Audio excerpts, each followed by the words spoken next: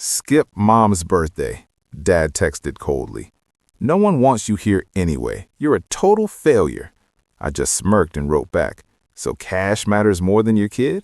I just canceled everything, even the restaurant deposit you can't get back. They're all laughing in their group chat, but they have absolutely no clue what's about to hit them. I never thought I'd be posting something like this on Reddit, but honestly, I need to get this off my chest, and this seems like the right place. Fair warning, this is gonna be long, so buckle up. Names changed for obvious reasons. So I, 38, male, married to Marissa, 37, female, been together since sophomore year of college when we met in a psych class, and we've got two awesome kids, Jake, 9, male, and Ellie, 5, female. We live in a modest 3-bedroom ranch just outside Indianapolis that needs work but has good bones. I run my own construction and renovation business, specializing in high-end bathroom and kitchen remodels. Nothing glamorous, but I pull in about $85,000 a year, which isn't bad for a guy who started with just a beat-up F-150 and a second-hand tool collection. A bit about my background. I grew up in what looks like the perfect suburban family from the outside, but was toxic as hell underneath. My dad's a real estate developer who made his fortune flipping commercial properties in the 90s and never lets anyone forget it. My older sister Lisa's a corporate attorney married to a plastic surgeon who specializes in mommy makeovers for wealthy clients. My younger sister Jenna's in pharmaceutical sales, driving a company BMW and living in a downtown condo my parents helped her buy. Growing up, our house was like a museum. Expensive furniture you couldn't actually sit on, a formal dining room used twice a year, and my mom constantly redecorating to keep up with whatever her country club friends were doing. I was always the black sheep because I chose to work with my hands instead of chasing some fancy degree or corporate ladder. Don't get me wrong, I went to college, got a business degree, but discovered I loved building things during a summer construction job. My parents never forgave me for choosing a blue-collar path. At family gatherings, they'd introduce my sisters with their full job titles and accomplishments, then just gesture vaguely at me and say, "That's Bruce, he's in construction," like it was a temporary phase I was going through at 38. It all came crashing down on a Tuesday morning back in February. Normal day, had just dropped the kids at school. Jake forgot his science project, so we had to go back for it, making us late. And I stopped at this local coffee shop I like before heading to a kitchen remodel job for a doctor's family. I was standing in line, scrolling through my phone, checking supply orders, when it buzzed with a notification. Family group chat, titled Mom's Birthday, was flashing on my screen. For context, my mom's birthday is a huge deal in our family. She expects a full weekend celebration, expensive gifts, the works. Last year, my sister Lisa took her to a spa retreat in Arizona that cost more than my first car. I usually try to do something thoughtful since I can't compete financially. Last year, I restored this antique jewelry box she'd mentioned wanting fixed. She thanked me, and it disappeared into a closet somewhere. Anyway, I opened the chat, expecting the usual chaos about cake flavors or outfit coordination. Yes, they do that. But instead, I see this message from my dad. "Don't come to Mom's birthday party. The whole family doesn't want you there. You're a loser." I just stared at it. No emojis, no cushioning, just this bomb dropped in the middle of our family chat. The barista had to call my name twice because I was so shocked. And you know what? After the initial gut punch, I actually smiled. Not because it was funny, but because finally the mask came off. For years, they'd been looking down their noses at me. The tension at family dinners where they'd talk about their BMWs and vacation homes while giving me pitying looks.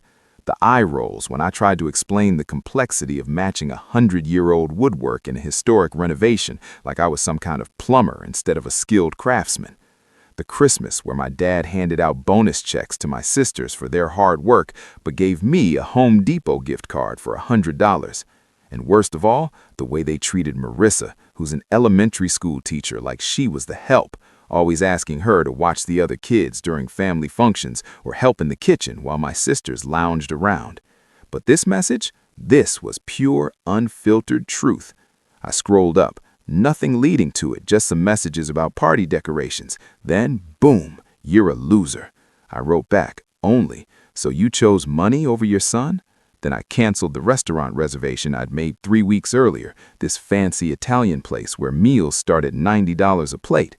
My mom always talked about it, but claimed it was too exclusive to get reservations. What she didn't know is I'd done a custom wine cellar for the owner last year, working weekends for 2 months to get it perfect. He was so happy with it that he promised me the private room whenever I wanted. I'd booked it for $2,500, arranged for a special menu featuring all my mom's favorites, and even hired a jazz trio to play her favorite songs. Nobody knew about it. I wanted to surprise them, show them I was still family, even though I didn't drive a European car or vacation in the Hamptons. Then came the flood. My cousin Brant, investment banker, total douchebag, who once asked if I needed a loan in front of everyone at Thanksgiving, replied with laughing emojis. My sister Lisa wrote, "You really are delusional, still living in your little construction fantasy while the rest of us built real careers. Maybe if you'd applied yourself in school like Dad wanted, instead of playing with hammers, you wouldn't be embarrassing us all." Jenna, who I thought might have my back since I've helped her move 3 times and fixed up her condo for free, just liked the message and stayed quiet. Then my uncle sent a meme with my face photoshopped to a clown with the caption, "When you think manual labor makes you successful."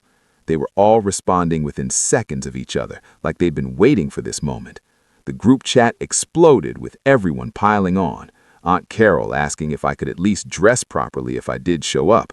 My other cousin suggesting I could park cars or something useful at the party, and my mom's sister saying maybe it was for the best since Marissa clearly doesn't own anything appropriate for the venue. Anyway, that's when I knew I was done, really frickin' done. After that group chat, I didn't say another word to any of them. Not on the chat, not to my dad, nobody. I didn't block them or delete the thread though. I wanted them to see me online, active, living my life. I wanted them to wonder. I finished my coffee, went to my job site, and worked like nothing happened. The client's wife brought me lunch. She did that sometimes because I was rebuilding her dream kitchen and actually listened to what she wanted instead of telling her what she should want like their last contractor. Normal day, I came home, played catch with Jake, helped Ellie with her reading, ate dinner with my family. When the kids were in bed, I told Marissa everything. Not just about the message, but all the years leading up to it. How they'd make snide comments about her teacher's salary while asking her to watch their kids for free.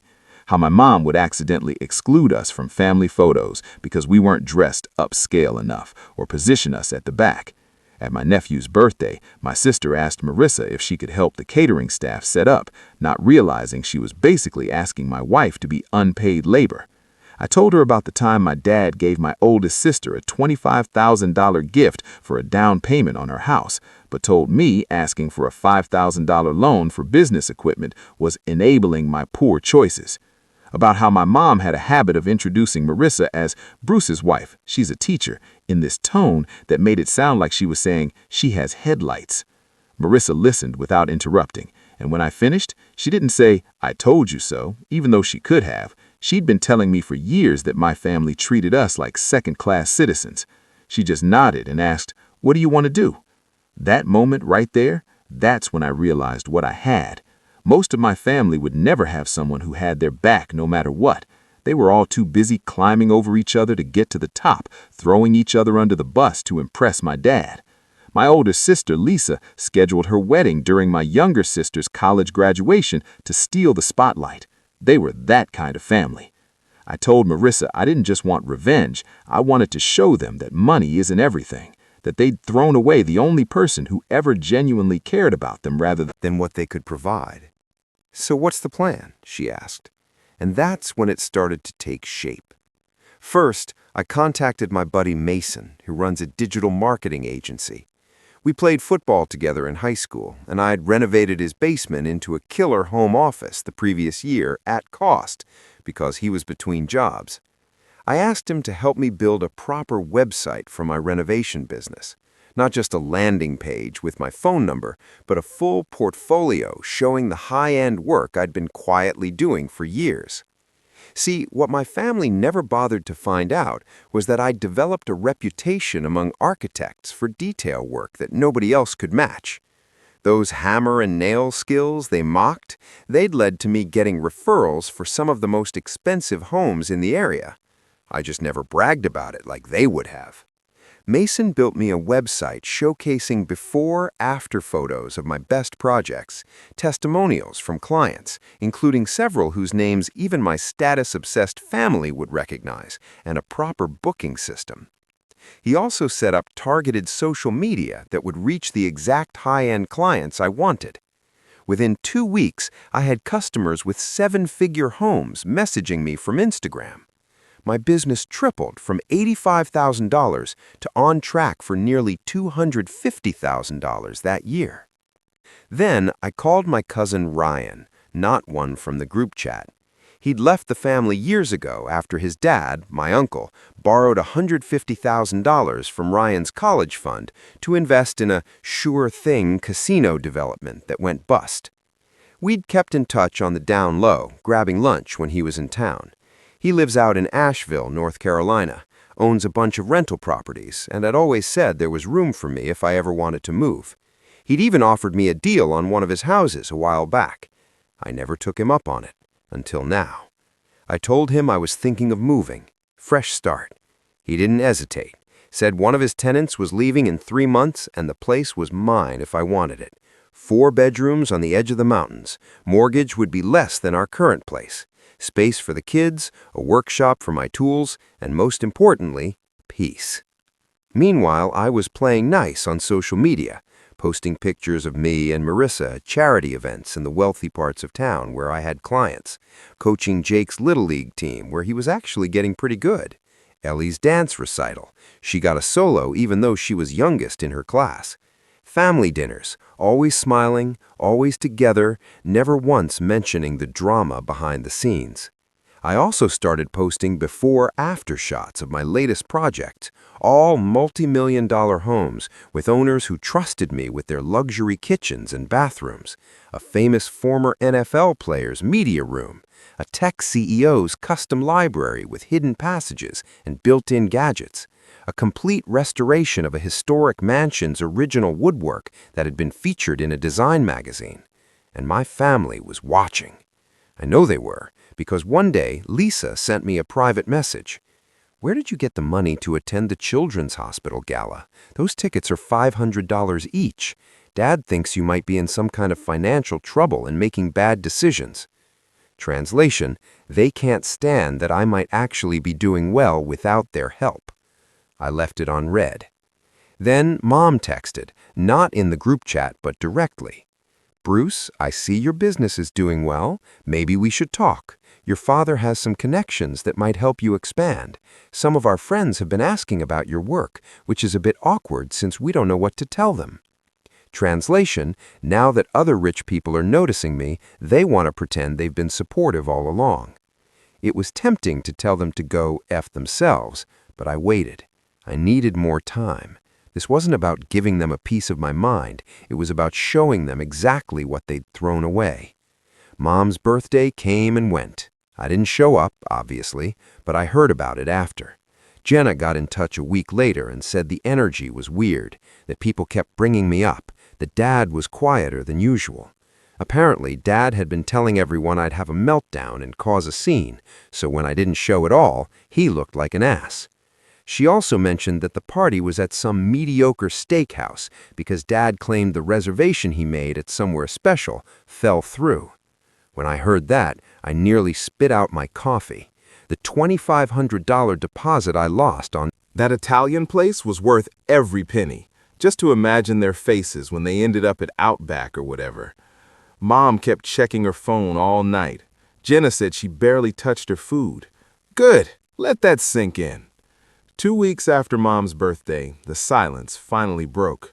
I hadn't texted anyone, but I hadn't blocked them either. I wanted them to watch.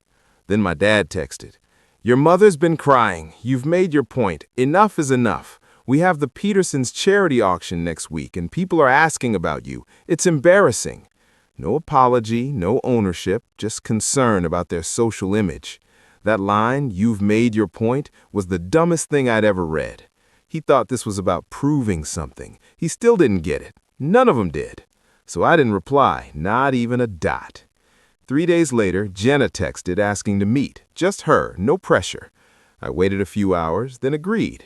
Coffee, neutral ground. We met at this little cafe on the south side where none of our family ever went because it wasn't exclusive enough and didn't serve avocado toast or whatever. I got there early, sat by the window. She came in 10 minutes late, no makeup, hair in a messy bun, looking nothing like her usual polished self. She looked tired, but not physically tired. Tired in a way I recognized. First words out of her mouth, "You were right, Bruce." I didn't say anything. I just let her talk. She told me about the birthday, how it hadn't been fun at all. Mom spent the night fake happy, clinking glasses and laughing too loud. Dad paced around, checking his phone, obviously expecting me to show up with some grand apology. Lisa spent the whole night humble bragging about her husband's new partnership at his surgical practice worth mid-seven figures.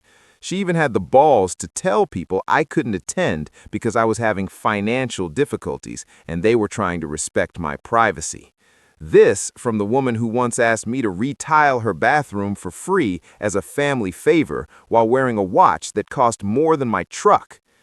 Jenna said the worst part was when Mom opened her gifts. Designer handbags, jewelry, spa vouchers, and then she got to the small box from our Aunt May, who's the only decent one besides Ryan. It was a handmade photo frame with a picture of Mom and all three of us kids from when we were young. Mom burst into tears and had to leave the table. Dad followed her out and came back alone 20 minutes later, claiming she had a migraine. She kept asking about the Italian restaurant, Jenna said, like she somehow knew there was supposed to be a reservation there. Dad kept saying he didn't know what she was talking about, but she wouldn't let it go. Then Jenna said something that shocked me. After I left the chat, people started talking, really talking. Cousins I hadn't spoken to in years asked what happened, why everyone was laughing at me one minute and acting like I'd disappeared the next. Brant messaged Jenna admitting the clown meme was shitty, said he was just following the group vibe like a sheep, but at least he owned up to it. Even Uncle Ron, the only one in the family who works with his hands as a hobby, remembered when I fixed his garage door during a storm without asking for anything. He told Jenna nobody else in the family would have done that. They'd have called a service and sent him the bill. Remember when Lisa's basement flooded last year and you showed up at midnight with pumps and stayed until 4 a.m. getting the water out? Jenna asked. She told people at the party that some guy she hired did it. She didn't even admit it was you. Then she told me something I'll never forget. Mom said you were the one who always needed help, but now that you're gone, everyone realizes you were the one who always gave help. You're the only one who ever actually shows up when someone needs something, not just when there's something to gain. That hit me hard, not because I needed recognition, but because I hadn't realized how much I was giving to people who never gave back. Jenna went quiet after that. She didn't ask me to come back or defend anyone. She just looked at me and said, "They only loved you when you were useful to them. Dad's been calling all your old clients trying to find out who you're working for now, and Mom's been showing people your Instagram posts of the luxury homes you've renovated, like suddenly she's proud. It's disgusting. You know what Dad said at dinner last week?" she continued. He said, "Bruce is finally learning how to make connections with the right people. Took him long enough to listen to me.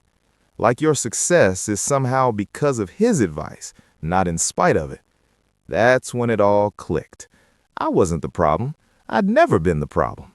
I was just the easiest person to blame when the system started breaking down. They built their version of family on status, money, and appearance. The second I stepped out of that mold, but started succeeding on my own terms, they couldn't handle it. I left that cafe feeling strange. Not angry, not vindicated, just clear, like a fog had finally lifted. After talking to Jenna, I didn't go home angry. I didn't call anyone to vent or type out some long message I'd never send. I just sat in my truck in the parking lot, staring at the gray sky, feeling clearer than I had in years. There wouldn't be a big confrontation or blow-up. I didn't want that. What was coming wasn't a moment. It was a movement. Slow, deliberate, unmistakable. I started with the company. The new branding Mason helped with had already doubled my client base. Now I went all in, invested $20,000 in a targeted ad campaign focusing exclusively on the wealthiest neighborhoods. hired a part-time administrator to handle bookings and billing, and started documenting projects with professional photography and drone footage. I even hired a videographer to do a mini documentary on a $1.2 million kitchen renovation I did for a local CEO. The video went mini viral in our area, getting shared among the exact crowd my parents desperately wanted to impress. I started getting calls from their friends, people whose homes I'd never been invited to despite growing up in the same circles. One woman, a close friend of my mother's, hired me to redo her master bathroom and couldn't stop talking about how Marion never mentioned how talented you are. I never mentioned my family, but it was all there. The success, the growth, the respect, and people noticed. Cousins who'd ignored my texts for years suddenly started following the business account. Lisa started liking my posts again, always the ones where you could see expensive homes in the background. Dad even called the business line once, hanging up when my new assistant answered. I ignored it all. Instead, I posted a cryptic photo that seemed normal unless you were paying attention, a stack of moving boxes with a caption that said, "New chapter loading." No location, no explanation, just enough. Jenna texted the next morning. "Wait, are you moving? Mom's freaking out." I didn't answer. What they didn't know was that I'd been making power moves behind the scenes. Remember that client whose kitchen I renovated? He was so impressed that he offered me a partnership opportunity, funding to expand my business into high-end home automation integration. We're talking whole house systems for multi-million-dollar properties, a $500,000 investment for 25% of the new division. I took it, signed the paperwork on a Thursday, didn't tell a soul except Marissa. The investor, David, had connections in Asheville, too. Turns out it's becoming a hotspot for wealthy remote workers looking for custom smart homes in beautiful settings. The plan was perfect. Expand the business there, build a new life away from the toxic family dynamics, and actually enjoy watching my kids grow up without the constant judgment. Meanwhile, Marissa and I spent our evenings sorting, selling, and packing. We donated half our furniture and sold the rest online. Jake and Ellie helped pack their toys, and we let them draw on the boxes. Their excitement made everything easier. Kids don't grieve the way adults do. They don't see what's being left behind, only what's ahead. Every so often, Marissa would ask, "Are you scared?" And every time I'd say, "I've never been more certain of anything." The Asheville house would be ready in 6 weeks. Ryan sent photos, fresh paint, polished floors, a backyard with a maple tree big enough for a tire swing, and a workshop 3 times the size of my current garage. It was everything I never knew I wanted. Quiet, green, wide open, and no one around to tell me who I had to be. A week before the move, I opened the family group chat one last time. Messages had returned to normal. Photos of Lisa's husband's new Porsche, Mom's plans for a summer trip to the Hamptons, restaurant links to places with $200 tasting menus. My name hadn't been mentioned in weeks, like I never existed. I didn't post anything. I just quietly left the chat. And that was the beginning of the real avalanche. Jenna called first, straight to voicemail. Then the text started coming in. "Lisa, what's going on? Mom says you're selling your house.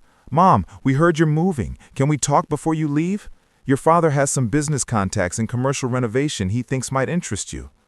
Always about money and connections, never about me as a person. I didn't answer. I let it sit. Dad texted again.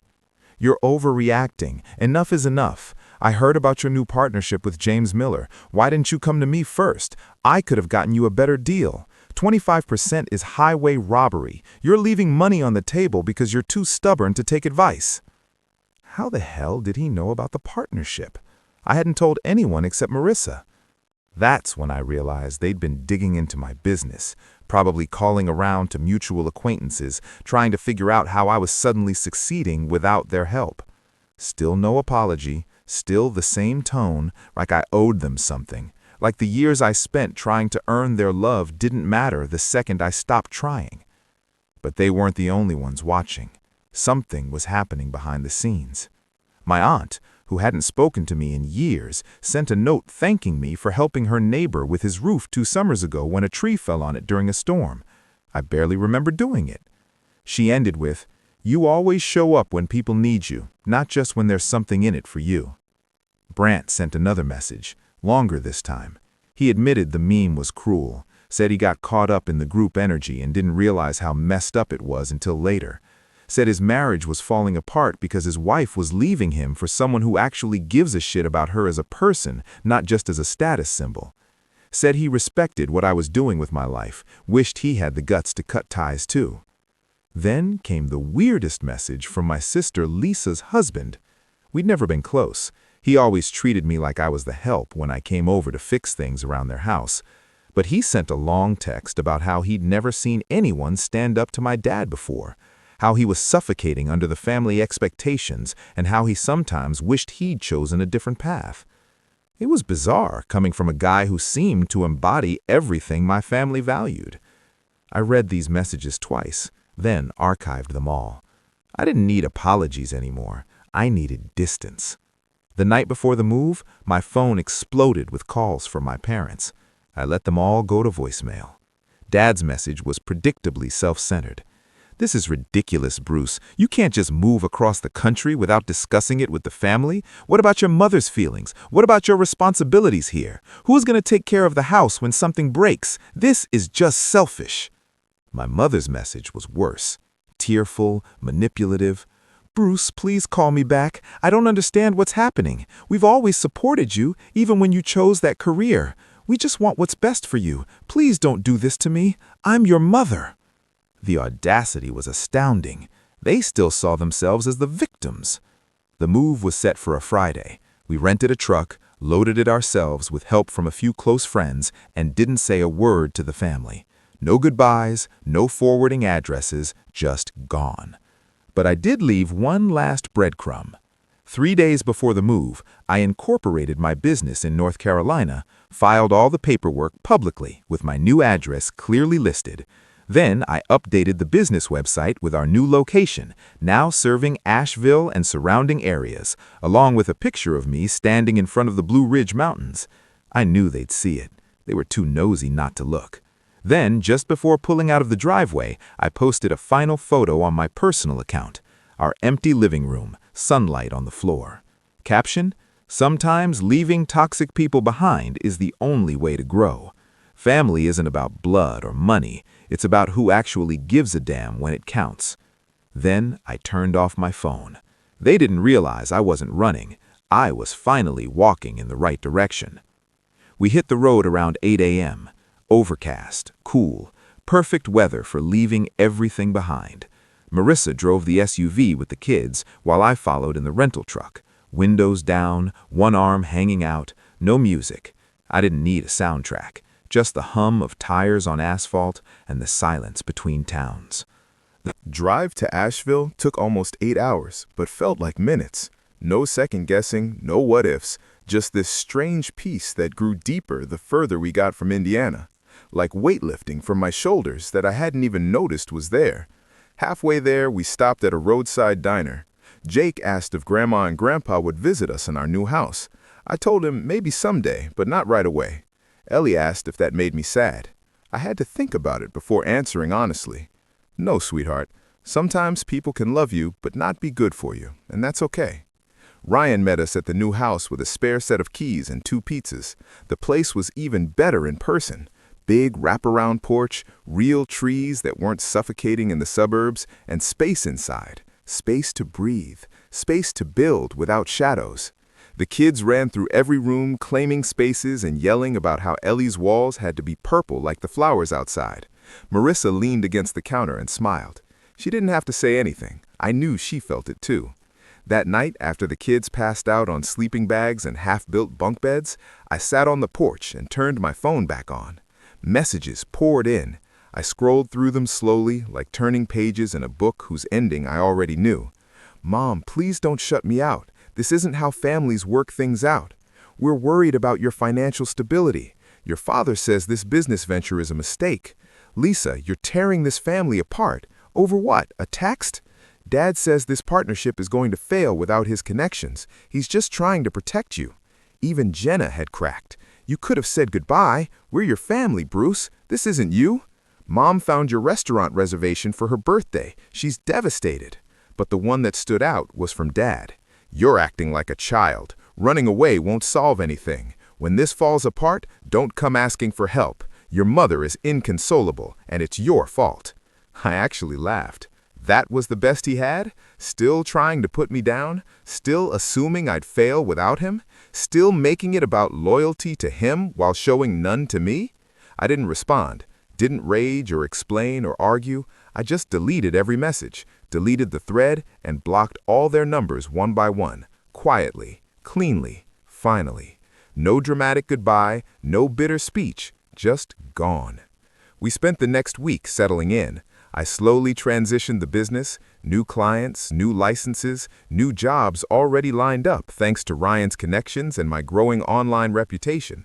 I set up a showroom downtown for the home automation side of the business, complete with demo stations for potential clients to see what we could do. Marissa took a position at a private school that actually paid her what she was worth and started planting a little garden out back. The kids made friends on our street within days. We met neighbors who invited us to community cookouts without caring what we wore or what cars we drove. It wasn't instant magic, but it was ours. No one here cared about my last name or who my parents were. They just knew me as Bruce, the guy who built amazing things and played catch with his son in the backyard. Then a strange thing started happening. Messages from old friends back home. Hey, your mom was crying at the country club lunch saying you cut off the whole family. What happened? Your sister posted this long thing about forgiveness and family loyalty. Are you okay, dude? Your dad is telling everyone you had a breakdown after a business failure. He's offering to help anyone who knows where you are. It's weird. That was their narrative, that I'd lost it, that I needed help, that I'd failed because they couldn't admit the truth, that I'd broken something they assumed I'd always be too loyal to walk away from. But I hadn't lost anything. I'd finally found peace. And nothing they could say, no rumor they could spread, could take that away. Because for the first time in my life, I wasn't living in reaction to them. I was just living. 1 year in Asheville changed everything. It wasn't just a new beginning. It felt like someone had quietly handed my life back to me. The business exploded. The home automation partnership brought in clients I never dreamed of having. Pro athletes, tech executives buying mountain retreats, old money families renovating century-old estates. We cleared $1.2 million in revenue that first year, with projections to hit $2 million the next. I hired a team of 15 guys, all skilled craftsmen who took pride in their work. Marissa was thriving at her new school where she was actually respected for her teaching skills, not treated like she had chosen a fallback career. Jake made the travel baseball team and was crushing it, and Ellie got accepted into a competitive dance program. We bought a second property, a small cabin by a lake as a weekend getaway spot. For the first time ever, there was no weight on my chest when I woke up, no pressure to explain myself, no silent scoreboard where I was constantly losing just because I chose a different path. I barely thought about my family back in Indiana. Honestly, they felt like they belonged to a different life. Occasionally, I'd get messages through mutual friends.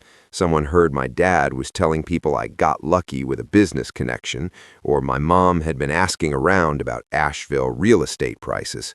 I ignored it all. People like that don't change. They just change tactics. Then came the bomb I never expected. One Thursday morning in October, I got a voicemail from Lisa. Her voice sounded tight, controlled, but with panic underneath. Dad's real estate company had collapsed. The market turned, several major investments failed simultaneously, and, worst of all, there was an investigation into some accounting irregularities. Turned out, Dad had been cutting corners for years, misrepresenting properties and playing fast and loose with investor money. They'd had to sell the house, the vacation property, the cars, everything. Mom's country club membership, gone. Lisa's husband had apparently been struggling too. A malpractice suit had cost him his partnership position, and they were downsizing temporarily. And here was the kicker. Dad and Mom were moving to Asheville to downsize and be closer to family. I laughed so hard I nearly crashed my truck. The unaudacity. I didn't call back. I played the message twice, saved it for posterity, and didn't even mention it to Marissa. 2 weeks later, another message, this time from Dad himself. His voice sounded old, defeated. They were living in a condo on the outskirts of Asheville, not the nice part.